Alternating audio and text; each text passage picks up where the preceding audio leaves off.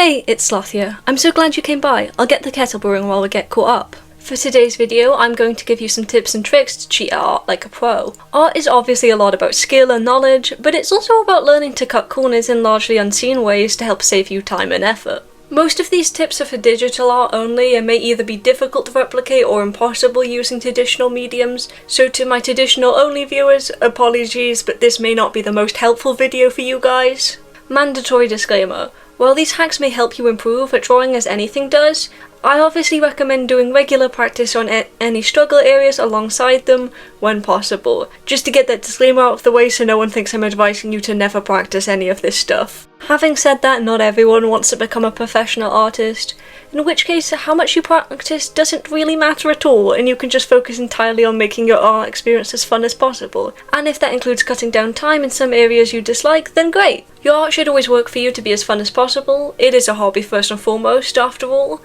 So, with that intro out of the way, let's get into our tips and tricks.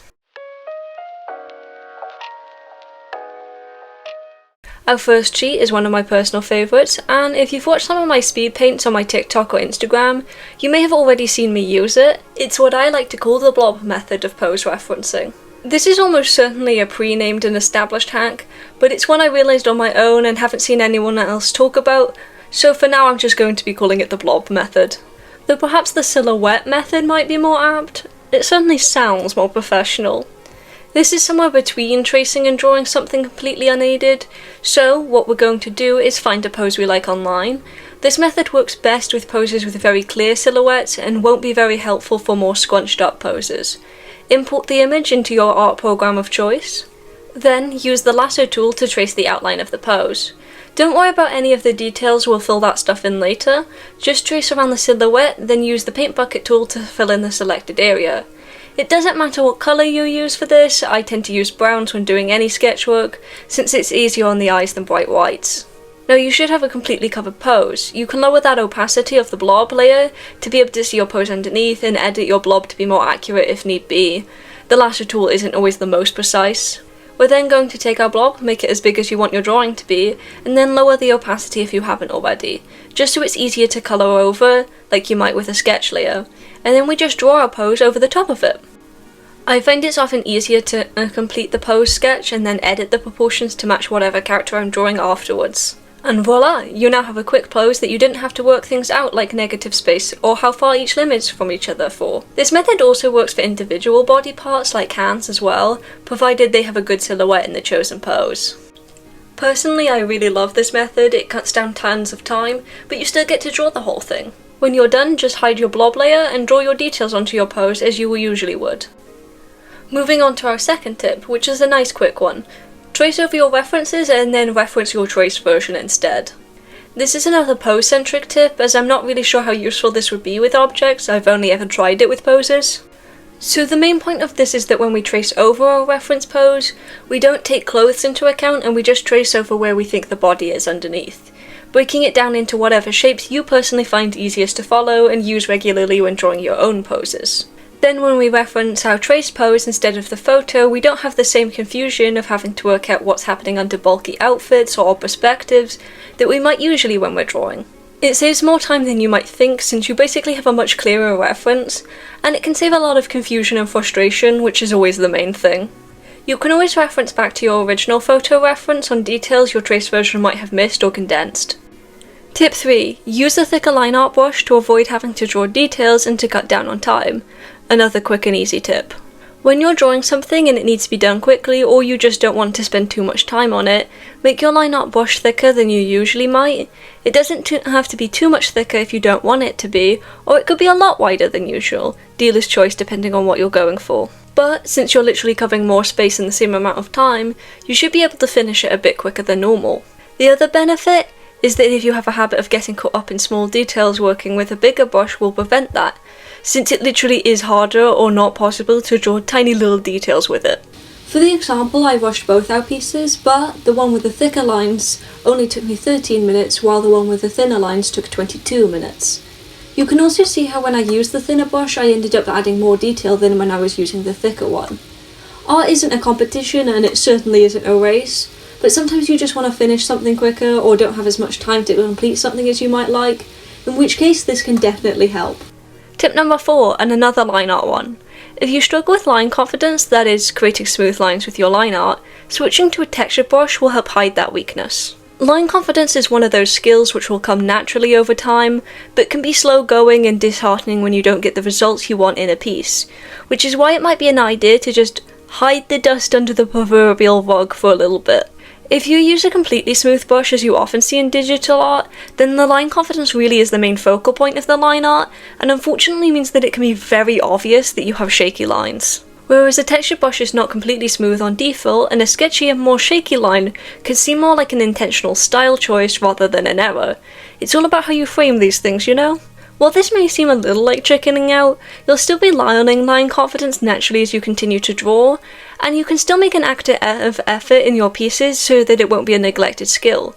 It's more to help boost self-confidence and satisfaction in your work as you're learning. There's no shame in not being perfect at something, but sometimes it can feel disheartening to not be where you want with a skill, and it takes down a piece you might have otherwise been proud of. I'm a big believer that beginners, and honestly even a lot of parts of intermediate learning, should be focused on just having fun and getting maximum enjoyment out of whatever you're doing. Skills will naturally form as you draw, it's inevitable. So if this is an area you feel weak in and it really bums you out, then giving a textured brush a try might be worth a shot. This is the reason why I personally use a textured brush. I just wasn't happy with my line confidence when I was forming my style, and as time has gone on I just like how it looks, and my style has only gotten more texture based, so I've kept it. I think our example shows what I mean pretty well. Even though both faces have shaky lines, it doesn't seem as obvious and glaring with our textured brush. Next tip, save colour palettes that you like. I'm not sure if this is a feature on all drawing programs, but on Procreate you can save colour palettes for quick use. A lot of people use this to save their OC's colour palettes, which I definitely recommend, especially if you're working on something like a comic, but it can also just be handy to have pre-curated palettes that you have on hand to use for illustrations and for future character designs. And if you struggle to make colour palettes that you like, then I've got great news. You don't have to make your own, there's thousands if not millions already available on Google.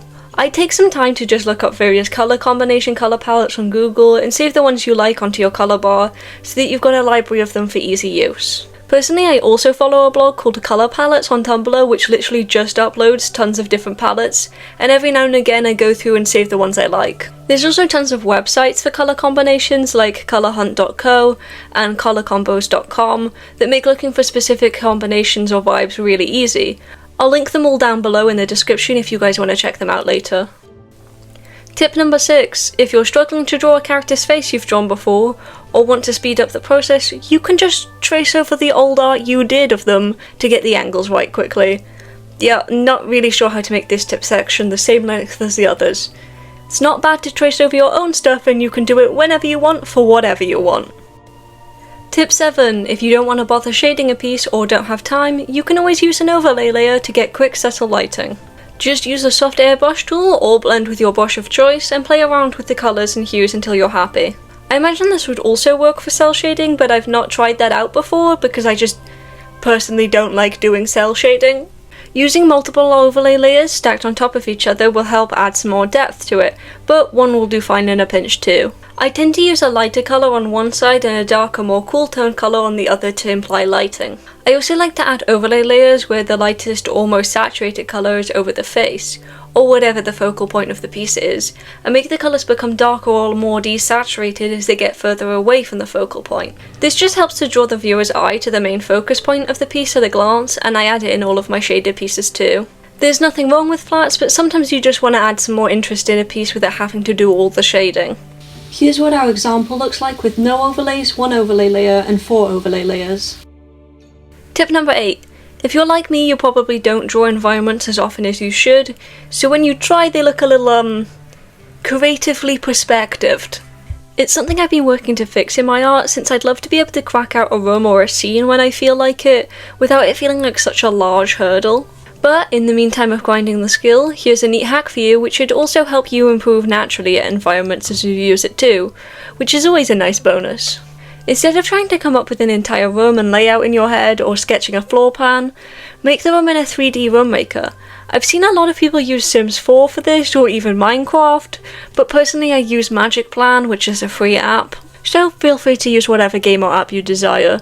It doesn't need to have furniture identical to what you have in mind, or even that similar, just stuff you can rough draft a floor plan in with. Personally, I find this pretty useful just to keep in mind the layout of environments for my OC stories. Once you have your room layout, just take some screenshots at the angle you plan for your piece to be in, and copy it into your drawing program. I like to draw some stick figures in for thumbnailing and to work out where I want the people to be before I commit to a composition. Then we're going to lower the opacity of our screenshot and trace boxes over the furniture and walls. Don't get too detailed with these, very simple rectangle shapes will be the easiest to follow as guides. Then we simply toggle the visibility of our screenshot, lower the opacity of the boxes, and use them as a guide to draw our own furniture over. This will help give us an accurate perspective base to follow, while still allowing for you to draw whatever kind of furniture you want. I'm not going to lie, this tip is game changing for me. I've gone from dreading drawing environments to legitimately being excited to do more. It feels so much less stressful now. On to our 9th tip. This one I hesitate to even call an art cheat, because it's a very legitimate art form in its own right, but I put it in anyway since it's a little hacky time saver in the context I use it in. Want to test a design concept quickly? Try photo bashing. If you're not aware already, photo bashing is when you take a collection of images and cut them together to create something new. I like using it for character design tests, especially when I have a character I have a strong reference for, but I can't quite capture the energy of. You can draw over the top to add whatever traits and details you wish, and edit the image to your heart's content. Just a super quick way to play around with ideas. Our next tip is the more controversial triplet to tips 1 and 2. Which is, if you want to use the same pose as your reference photo, you can trace over the pose like you might for tip 2. But instead of redrawing it, just use the lasso tool to edit the proportions to fit your art still, and make the base the same body type as your character, redrawing where necessary. This is definitely the most cheaty hack of this video, and I'm not really sure where this scales on the tracing debate. Personally, I tend to avoid using it on paid work like commissions, or in stuff I do where watching the art process is part of the entertainment, like these videos. I don't know, I just try to use it as little as possible. I think I was on the internet learning how to draw at the height of tracing callouts and hate, so I'm just a little overly nervous about it, but I do think it's a helpful hack nonetheless. Honestly, I personally wouldn't consider this tracing, and I encourage people to use it, especially beginner artists. It's not like you're stealing someone else's art to trace over a photo, and it still takes skill to do. Plus, like with our furniture box hack, it'll help you improve as you do it, since you'll be starting to learn anatomy as you go. I think I'm just scarred from the 2010s internet art space. But yeah, this can be a neat trick, and it's for sure completely fine to use on anything you don't post, as is all other tracing, but that's a whole other debate. I think this trick is also fine to use on stuff you do post too, but discuss amongst yourselves in the comments on your own thoughts. On to our last tip of today, and out of contentious waters. Our last tip is, use stamps to cut back on drawing small or tedious stuff. I'm not sure if this is the case for all drawing programs, but in Procreate you can download custom brushes and stamps from the internet. A lot of these are for things like different tree silhouettes, flowers, maybe the outline of a ship, bushes and so on. You can download a ton of brushes completely for free. These are as easy to find as googling tree brush Procreate free. If you need something that's not particularly detailed but would be time consuming to draw, like say for example, trees in the long distance, you can just use a stamp instead. Honestly, I don't utilize stamps as much as I should because they can really be a lifesaver. I use a textured line art brush, and most stamps have smooth lines which can make shopping for them harder, which is a thing to keep in mind when choosing line art texture. You can also make your own as well, I just haven't because I won't lie, it intimidates me slightly. But I've seen stamps and custom brushes for so much stuff from braids and locks to books on a shelf. If it's tedious and repetitive, consider using a stamp instead.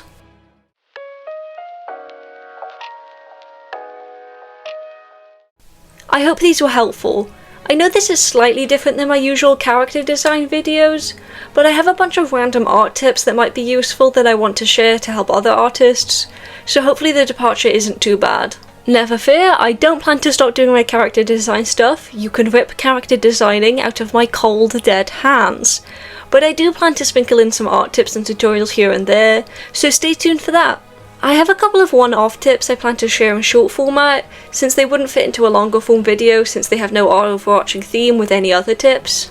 But I also have some topic-based tips that I plan to make into longer form stuff. I'm thinking of doing something about how to create more interesting character designs, Maybe make a video on how to draw tweens and teens, since it's a pet peeve of mine when people give a 16-year-old a jawline you can peel carrots on and washboard abs.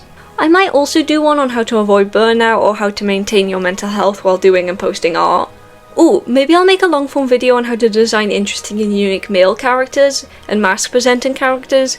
I think it's a common struggle for artists, and personally I actually really like designing guys. So let me know if any of those sound appealing to you, and comment if there's any specific stuff you want tips or tutorials on. Anyway, if you liked this video and want to see more stuff like it, but don't want to rely on the homepage suggesting my stuff again, maybe subscribe and check out my other videos. It's been nice having you around. I hope you drop by again.